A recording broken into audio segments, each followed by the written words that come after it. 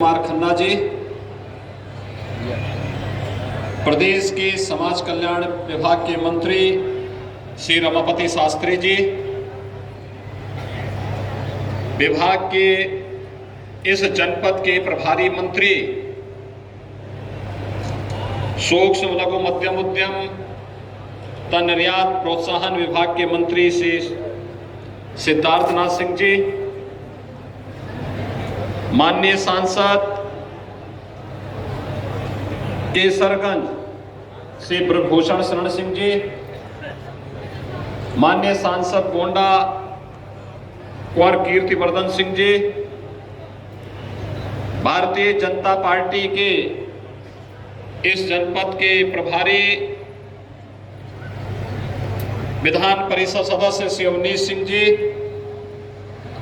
माननीय विधायकगण श्री बावन सिंह जी, श्री विनय कुमार द्विवेदी जी, श्री प्रतीक भूषण शरण सिंह जी, श्री प्रेम नारायण पांडे जी, श्री प्रभात कुमार वर्मा जी, आज के इस कार्यक्रम में उपस्थित भारतीय जनता पार्टी के जिला के अध्यक्ष श्री अमर किशोर कश्यप जी, मंच पर उपस्थित सभी सम्मानित पदाधिकारीगण, आज के इस शिलान्यास और लोकार्पण कार्यक्रम में भारी संख्या में उपस्थित जनपद गोंडा के सभी उपस्थित भाइयों बहनों, एक साथ दीपावली के ठीक पहले आप सबको 938 करोड़ रुपए से अधिक की लागत की परियोजनाओं का शिलान्यास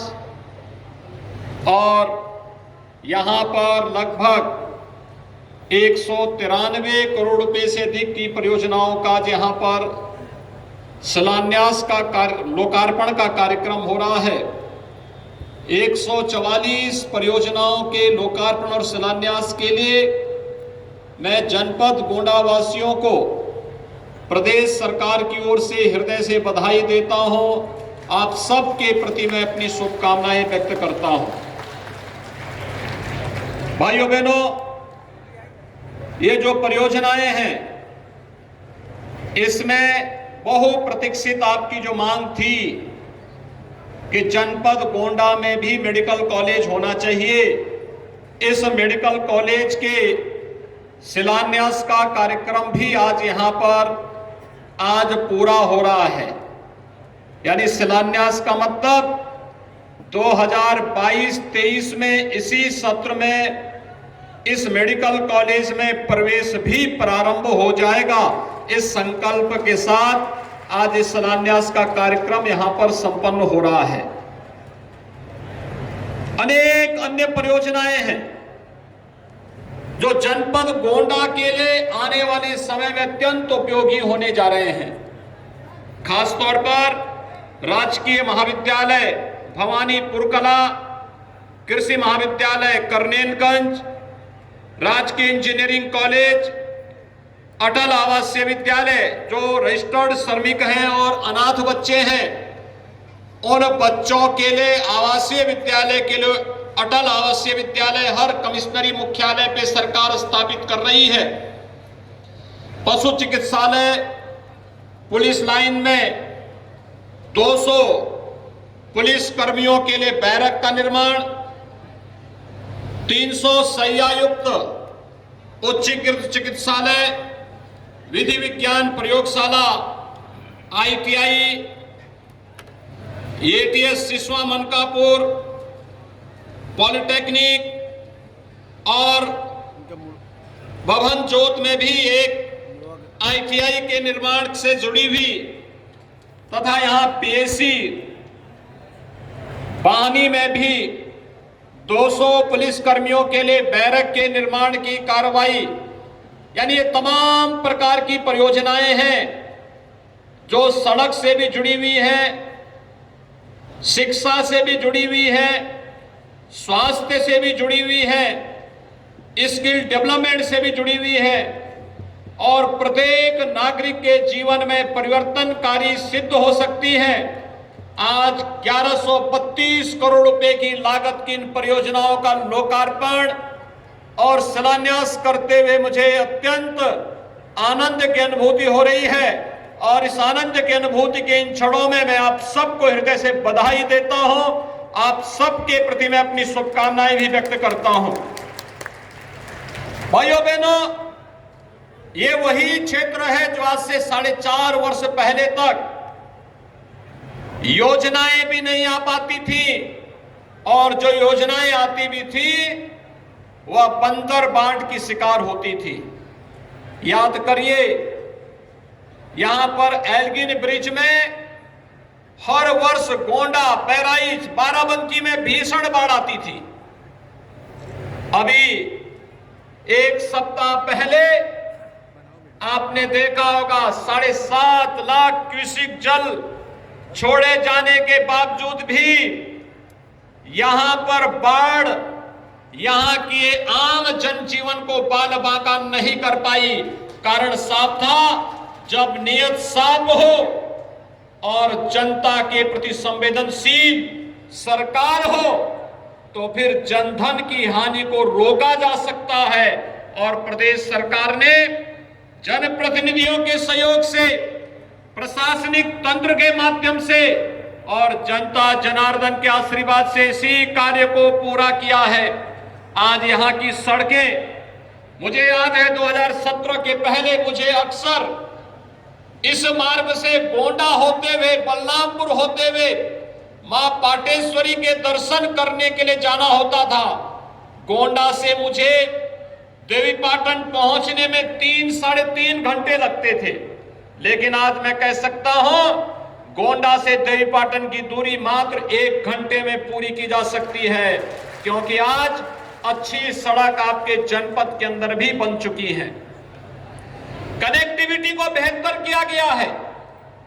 कोरोना महामारी के दौरान आपने देखा होगा, कोरोना महामारी के दौरान विपक्ष के नेतागण, किसी भी दल का नेता, विपक्ष के किसी भी दल का कोई नेता जनता की सेवा में, उनके दुख में भागीदार बनने से भाग रहा था, क्योंकि उसे स्वयं का खतरा दिखाई दे रहा था। उस समय भी आपने देखा होगा, पूरे देश का मार्गदर्शन करने के लिए तो प्रधानमंत्री जी और भारतीय जनता पार्टी के केंद्रीय मंत्रिमंडल के या सांसदगण ही जनता जनार्दन की सेवा कर रहे थे, या फिर प्रदेश सरकार और उसके मंत्री और माननीय विधायकगण या भारतीय जनता पार्टी का कार्यकर्ता यही जनता जनार्दन की सेवा में थे। शेष अन्य लोग तो स्वयं होम आइसोलेशन में रह करके केवल आरोप प्रत्यारोप करके कोरोना के खिलाफ देश की लड़ाई को कमजोर कर रहे थे। अभी आपने देखा होगा, 1 सप्ताह पहले इस देश ने 100 करोड़ वैक्सीन देने के लक्ष्य को आदरणीय प्रधानमंत्री जी के नेतृत्व में सफलतापूर्वक पूरा किया। ये 100 करोड़ लोगों को वैक्सीन, सबको वैक्सीन, मुफ्त में वैक्सीन, पहली बार भारत के अंदर किसी महामारी के खिलाफ वैक्सीन का निर्माण होता है, और वह भी एक नहीं 2-2 वैक्सीन, भारत की वैक्सीन, मुफ्त में वैक्सीन, सबको वैक्सीन, और 100 करोड़ लोगों को सफलतापूर्वक वैक्सीन देने के लक्ष्य को भारत ने पूरा किया। भाइयों बहनों, वैक्सीन एक सुरक्षा कवच है कोरोना महामारी से बचाव के लिए। जहां एक और 100 करोड़ लोगों को वैक्सीन दिया गया, कोरोना कालखंड में 15 महीनों तक हर गरीब को फ्री में राशन देने का काम भी प्रधानमंत्री मोदी जी ने और प्रदेश की सरकार ने किया था। भाइयों बहनों, गोंडा या फिर देवीपाटन कमिश्नरी इस बात के लिए बदनाम होता था कि गरीबों के लिए आने वाला राशन सत्ताधारी दल के लोग पहले 2017 के पहले इस राशन को निगल जाते थे, हड़प जाते थे, दूसरे देशों को ये राशन चला जाता था, गरीब भूखों तड़पता रहता था। लेकिन आज गरीब को राशन मिल रहा है। पहले गोंडा में बिजली नहीं आती थी, देवीपाटन मंडल में पहले बिजली नहीं मिलती थी, आज आपको बिजली भी उपलब्ध करवाई जा रही है। पहले यहां पर व्यापक तस्करी होती थी, विकास का पैसा सत्ताधारी दल के लोगों के लिए बंदर बांट का जरिया बन जाता था, लेकिन आज इस प्रकार की स्थिति नहीं। आज जो परिवर्तन है, उसी परिवर्तन के क्रम में गोंडा में 1132 करोड़ रुपए की लागत की 144 परियोजनाओं का लोकार्पण और शिलान्यास का एक कार्यक्रम भाइयों बहनों आज संपन्न हो रहा है। और मैं बधाई दूंगा देवीपाटन मंडल के कमिश्नरी के आप सभी नागरिकों को। ये कमिश्नरी में 3-3 मेडिकल कॉलेज बन रहे हैं। हम लोगों ने 2019 में जनपद बहराइच के मेडिकल कॉलेज का लोकार्पण किया था और जनपद बहराइच के मेडिकल कॉलेज का नामकरण 10वीं शताब्दी के एक महान योद्धा महाराज सुहेलदेव के नाम पर किया है। महाराज सुहेलदेव राजकीय मेडिकल कॉलेज बहराइच में सफलतापूर्वक कार्य कर रहा है। और भाइयों बहनों, सरदेव अटल जी की कर्म भूमि होने के नाते बलरामपुर में भी हम लोग एक मेडिकल कॉलेज की स्थापना कर रहे हैं। और आज मुझे बताते हुए प्रसन्नता है कि कमिश्नरी मुख्यालय होने के नाते यहाँ के माननीय सांसद और माननीय विधायकगण लगातार इस बारे में कह रहे थे कि गोंडा में भी मेडिकल कॉलेज होना चाहिए। और आज 281 करोड़ रुपए की लागत से एक मेडिकल कॉलेज आपको जनपद गोंडा में भी अब प्राप्त हो गया है। 2022-23 में इस मेडिकल कॉलेज में हम कक्षाएं प्रारंभ करेंगे और यहीं पर जनपद गोंडा के अंदर ही देवीपाटन मंडल और पूर्वी उत्तर प्रदेश के बच्चों को प्रवेश करने की सुविधा, मेडिकल की पढ़ाई करने की सुविधा यहां पर प्राप्त होगी। यह अपने आप में एक बहुत बड़ी उपलब्धि इस क्षेत्र के लिए है। इस बड़ी उपलब्धि के लिए मैं मंच पर उपस्थित इस जनपद के अपने माननीय दोनों सांसदों का, सभी माननीय विधायकों का हृदय से अभिनंदन करता हूं और आप सबको बधाई देता हूं, क्योंकि आपने अच्छे जनप्रतिनिधि चुने। तो इन लोगों ने मिलकर के प्रयास किया। आज यहां मेडिकल कॉलेज का निर्माण भी हो रहा है, सड़कें चौड़ी हो रही है, जहां पुल बनने वहां पुल बनाए जा रहे हैं, जहां पॉलिटेक्निक बना वहां पॉलिटेक्निक बन रहा है, जहां आईटीआई का निर्माण होना वहां आईटीआई का निर्माण हो रहा है। और यहां पर तो कोरोना कालखंड के दौरान हम लोगों ने डेडिकेटेड कोविड हॉस्पिटल का भी उद्घाटन किया था। आप याद करिए, उस हॉस्पिटल के उद्घाटन के लिए भी मैं स्वयं गोंडा में आया था और तब मैंने गोंडा वासियों को कहा था, आपको उपचार के लिए अब लखनऊ और दिल्ली जाने की आवश्यकता नहीं, गोंडा में ये सुविधा उपलब्ध करवाएंगे। और मैं यहाँ के सभी हेल्थ वर्कर्स और कोरोना वॉरियर्स का अभिनंदन करूंगा, जिन्होंने प्राण से लग करके प्रवासी कामगार और श्रमिक भारी संख्या में आए थे। इस सब के बावजूद उन्होंने कोरोना को प्रभावी नियंत्रण किया और आपकी आस्था तो गजब की आस्था है। भाइयों बहनों, आपकी आस्था के सामने तो अब कोरोना भी फेल हो गया है। आपने देखा होगा, नवरात्रि के पहले कोरोना उत्तर प्रदेश से गायब और अब दीपावली आ रही है, पर्व और त्योहार हर्षोल्लास और उमंग के साथ आप मना सकेंगे। इस दृष्टि से कोरोना पूरी तरह लगभग नियंत्रण में, पर्व और त्योहार को हम हर्षोल्लास उमंग के साथ मना सकेंगे, लेकिन हम सबको सावधानी और सतर्कता रखनी पड़ेगी। पर्व और त्योहार में बड़ी संख्या में लोग आएंगे। आज उत्तर प्रदेश के अंदर कोरोना नहीं, लेकिन दूसरे राज्यों से जो लोग आएंगे अपने घरों को रास्ते में या उन राज्यों में जो कोरोना का वायरस अभी भी मौजूद है, वह संक्रमण भी गांव में या आपके जनपदों में आ सकता है। इसके लिए सतर्कता बरतनी पड़ेगी, सावधानी बरतनी पड़ेगी और ये सतर्कता और सावधानी से ही हम कोरोना जैसी महामारी को नियंत्रित करने, समय पे टेस्ट, सबको टेस्ट, समय पे वैक्सीन सबको वैक्सीन, मुफ्त में वैक्सीन के लक्ष्य को प्राप्त करके इस सदी की सबसे बड़ी महामारी का उन्मूलन करने में भी हमें सफलता प्राप्त होगी।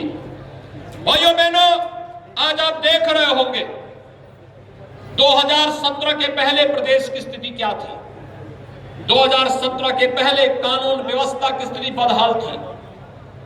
पेशेवर अपराधी और माफिया सत्ता का सरपरस्त बनकर के अराजकता फैलाते थे।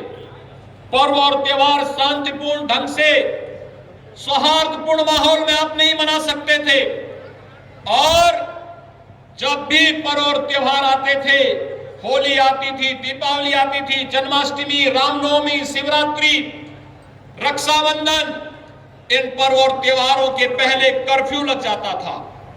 जनता को सुविधाएं नहीं मिलती थी, आस्था का भी अपमान होता था, और साथ साथ लोक कल्याणकारी योजनाओं से भी उन्हें वंचित किया जाता था। मकान नहीं मिलते थे गरीबों को, शौचालय किसी गरीब को नहीं मिल पाते थे, बिजली आती नहीं थी तो विद्युत का कनेक्शन लेकर के कोई क्या करेगा।